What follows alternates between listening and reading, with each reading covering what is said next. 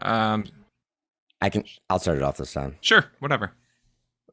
I didn't ask me to do anything. I guess it's just recording. All right, Sarah, this is off script with Alex Barker or Parker. Peter What's your Parker. name? I love that. No, Barker. Peter Barker. Okay. Barker. All right. 3, 2. Welcome to Off Script Podcast, everybody. Again, for those of you who you've already listened to the first podcast, I hope. And if you haven't, go back and listen to the original content over at the White Coats of the Round Table. But we have Alex Barker here with us. Now, as before, as always, off script, the point of this podcast is to talk about the real stories of how we got where we are, or just random stuff that's happened in our life, relating to burnout, of course. I'm not going to talk about my Disney trip anymore, I promise. And Alex, it was negative. So He is not a Disney fan, no. So I can't. I think until the boys get older, I will never go back. I hate that place. It's not worth it. Oh, It's not. Alex, I was over at John's house last week, and it was wildly uncomfortable because his wife had a very different experience than him. Oh yeah, She loved it. loved it. Everybody did, apparently, except me. But I was the pack mule. I did say that we weren't going to talk about this. So what we You're a were good man talking and a good about, husband. Let's leave it at that. He is. until you complain about it, and then you're not. Take it away. Well, she's not here, right? So we're fine. She's always with me, right? John won't let her be a member. Denied. Nice. So we were talking off mic right before this, and I was trying to tell you my experience. How I think, from what you were saying, we had similar pathways. So I was working at a big box retailer, pharmacy, and I still don't mention names on here. If you want to find it, you'll find me. Like, snoop around a bit.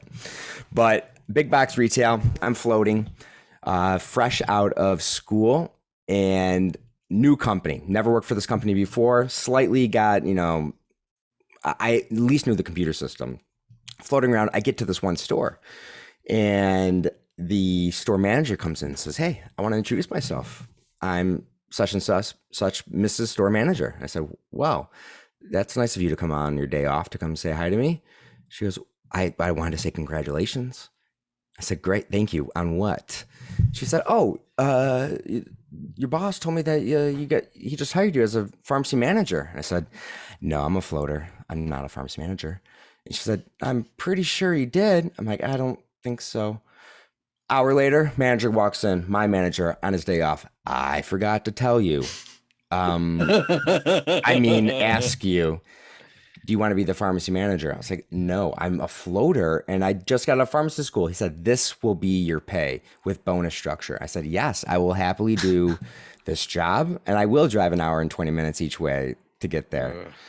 Bad decision. And I paid you fake it until you make it, though. It worked. But I desperately wanted to get out, and I remember I landed a job at an insurance agency, or rather a big, rhymes with moo, is a color, and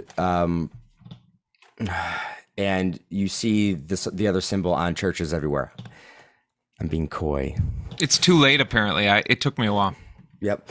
So, and got hired. Great. I had an intern there. I did a high kick in the air, and I said, "And that's how you get a job." They ended up rescinding the offer. So It's because of the high kick. they saw the high kick, but it was I remember the highs and the lows, and how low it got. Alex, there was one time this place was still selling cigarettes, and I was so stressed out that at the end of my shift, of course, I had the acting manager look through my lunch bag to make sure I didn't steal anything, because they did that at the end of every shift. But that's a company policy. You always check bags as the pharmacist leaves, because we steal meds. And I went to the counter. Good reason, right? Well, we know how they work, and we can use them well. Is that a thing? Is this this is an actual thing that's commonplace? I'm not joking. So I went to the counter, bought my first pack of Camels, and tried to smoke it in the parking lot because I was so stressed out. And I got super, super sick. And threw up, and I found out Yep. smoking wasn't for me, and neither was that job. But that's another story. Wild. Like I became a manager Have you because I heard showed up. of psilocybin?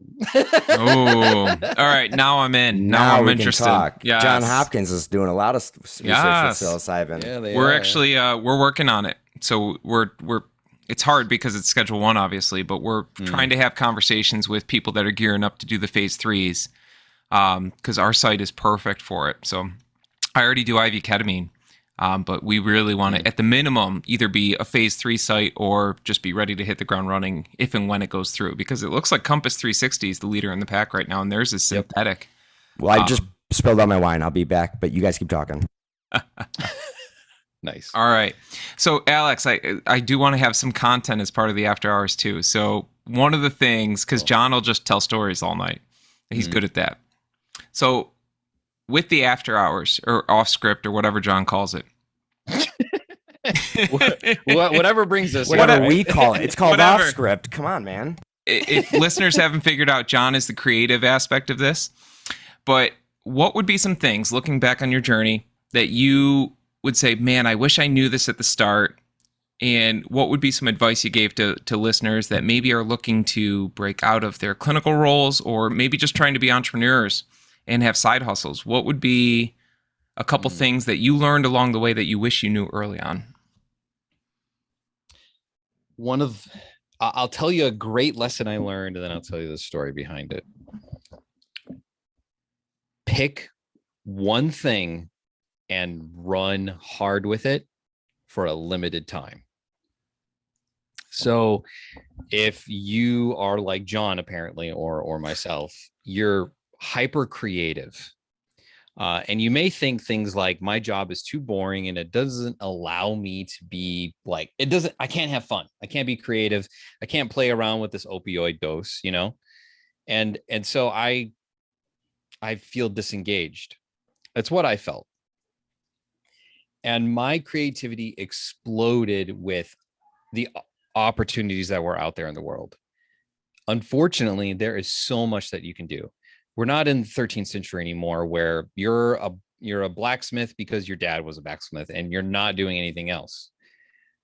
We now have too many things that we can do. And I alluded this in the episode that I tried everything. I did everything. And I have to admit, I had a chip on my shoulder. I was mad at myself for becoming a pharmacist. I was mad that I didn't follow my dream and become a comedian. And I was mad that I chose the safe way out. John just stuck it. Oh yeah, this is video, right? We're putting we'll post the video so they can see John cleaning up his wine. Very exciting content here. Yeah. Well, hopefully I'm telling a good story, but I can't be the judge of that. But I really went through an identity crisis, and I tried so hard to create businesses that didn't revolve around pharmacy. Mm-hmm. And in the fall of 2016, I told a really close friend of mine who I was jealous of. And I said, I've been doing this now for 4 or 5 years, and I'm not any closer to quitting my job. I've made a lot of money on the side, but nothing is consistent. I keep changing. And through some really great questioning, he basically helped me say, I'm afraid to commit to one thing and give it everything I have. Mm-hmm. And most people do that. Most people, when they discover the entrepreneur bug or the side hustle bug, they think every idea that they have is awesome. I still think that, actually, but everyone is like, I have so many things, and well, I'm going to do this for 6 months, and it's not getting the results I want, so I'm going to tweak it and do something different. I would say what helped me the most was the beginning of 2017. I said, I'm going to do the Happy PharmD, and I'm going to try to help as many pharmacists as I can, and I'm going to try to replicate my income, my take-home income, by the way, not my actual job income. excuse me, and I'm going to work hard and try to pretend as if my day job doesn't exist and pay myself so that I can quit this and do this full time. And it took me 10 months to do that. Oh, wow. It took me 10 months of waking up at 5 a.m., late nights like this with you guys. You have day jobs and working weekends, mainly Saturday mornings, 15, 20, 25 hours a week, working on this business. And by October, I started paying myself and using that money to like pay for my living expenses. And that gave my wife and I a ton of confidence to think this is real. And I don't have to do my job anymore. And we did that for like 4 or 5 months. And that's when I gave in my notice. And then my partner at work decided to have a baby. So I said, okay, I'll stay on for another 4 or 5 months. Good. And then I quit. This guy. You're a good guy. I would have been like, peace. Yeah. Your wife though, like, I think the most difficult thing about those times was the relationship aspect with my wife. They notice, I think, before we notice, or whoever your spouse was, whoever your spouse is probably going to notice before you that something is just not right. Or at least you have been communicating it. Would you talk at all to how that was realized with you guys? Oh yeah. My wife and I talk about pretty much everything, except the affairs. We don't talk about those things. Well, yeah, of course. That's why you get the travel job. No, we don't. We don't commit affairs. My wife and I have a really great relationship, and I mean, once I started listening to podcasts and I discovered the words financial independence, I was like, Megan, what are we doing with our lives? Like, I'm 24 already, and I feel like I'm so far behind. So no, she was on board from the beginning. I have a very supportive wife. So maybe that's step one on the journey. Get a supportive wife or husband or whatever you want. I don't care. But get that, because you will need that in the days to come. Because even when you do transition and you go full-time in a business or in really any new career, it's so easy to get overwhelmed. I've had panic attacks. I have had weeks of worry. I've thought I had to start firing people. But amazingly, everything worked out.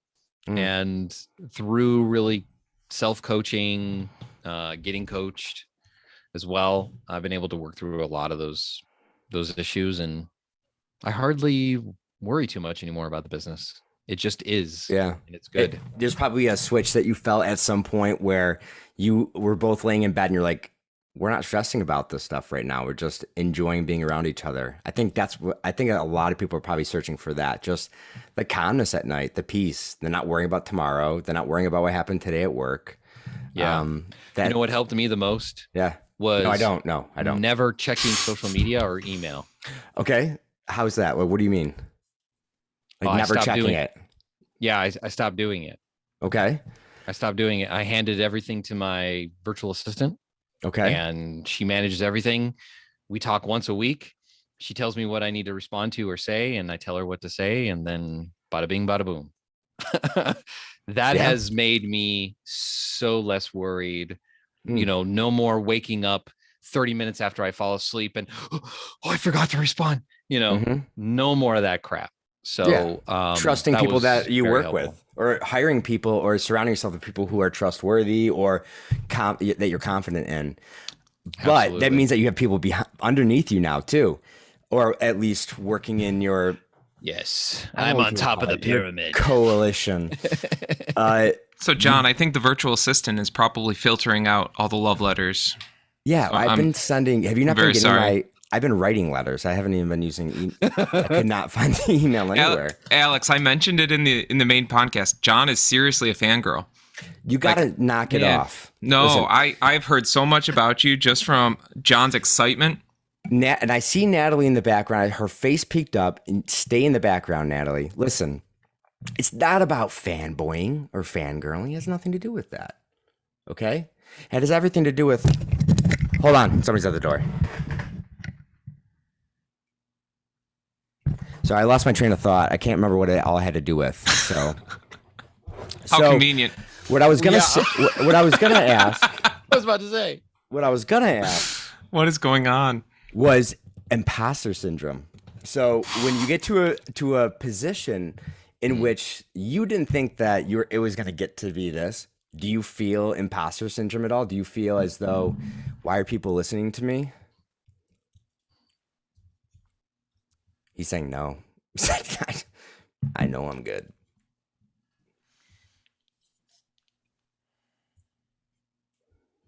Being an only child. Oh, this is going to be a deep one. I had to learn from a young age how to get attention being the smallest, scrawniest kid in class. And so I learned from the school of hard knocks and getting punched in the face a bunch how to like go to toe with people with my words. And so the piece of feedback that I got from every rotation advisor was, you are too confident and you intimidate other people. And I don't try to, and I've worked on that over the years, but that has fake confidence even has very much helped me speak into existence the things I believe and want to say. Doesn't mean the haters don't hate or influence me. There's some pretty negative stuff about me online. Really? Yeah, if you go looking for it, which I try not to. In fact, when I was on a sabbatical where I wasn't supposed to be working for 3 flipping months, I was just outside the language. Glacier. Whoa. I know. I'm training myself. It's hard to break the habit. It's okay. Good. Keep going. Sorry. 3 flipping months outside of Glacier National Park, one of the best parks in the United States. I'm outside of Who Hot because we're hungry. And for some reason, I look at this Reddit post and my heart sinks. We go into the building and my heart is just pounding out of my chest. And I say, baby, I can't be here. I can't eat. I don't know what to do. And I continue to have basically a panic attack. That was much earlier on in my business career. So imposter syndrome is still there, but the best thing, that I do is I do success stories with my clients. So I talk to them about after our program, what that's like. I print off these thank you notes that I get from people for speaking engagements. You can't see it because there's a weird background thing, but speaking engagements and what clients say, and really the cure to imposter syndrome is validation, internal validation of your own accomplishments, as well as outside support. So yes, I talk to my lead coach, Jackie Boyle, at the Happy PharmD, and I tell her, am I a good boy? Am I doing what's right? Please tell me I'm a good boy. Please help me be a good person. And that helps me through. But yeah, it's not been a huge problem for me. My concern, Mike, was when he said he saw a Reddit post, I thought he found my OnlyFans page because he said his heart sunk. I was like, you found it too? I'm so sorry. It's a different kind of podcast. Yeah. Nice. For $1 a month. Wait, you think you mean? Well, hold on. We've got to monetize this. $1? Well, I got to raise prices. Hold on a second. I'm a cheap boy. I'll be right back. I'll be right back. Random side note. I read an article on this. It's interesting. It's something like 98% of OnlyFans accounts don't monetize. So it really, it's this really sad thing, in my opinion. You have these girls and guys too, that are going on there and, making this content that is, in my opinion, very exploitive, and doing it for the hope of fame and never getting anything out of it. Don't they know that there's the Happy PharmD that they could just go there, and if you were a pharmacist, you don't need to go to OnlyFans. Ah, so You go to the only happy place you got to go to, baby. The Happy so PharmD. Alex, little did you know, after this podcast, your business is now going to expand to help coach dejected OnlyFans models. Yes. And if Defected you OnlyFans. if you type in OnlyFans at checkout, you will get 10%. Is that right, Alex? Yeah, 10% off your 10% first month off of coaching. in checkout. Thank you. But only for sad models. Only for and I do apologize because Mike did remind me that my chair is very creaky tonight, and I apologize. And I'll also say to you guys about it. Well, your whole house is creaky. It's a It cool is. house. It's like an 1800s noticed. farmhouse. That's right. Yeah.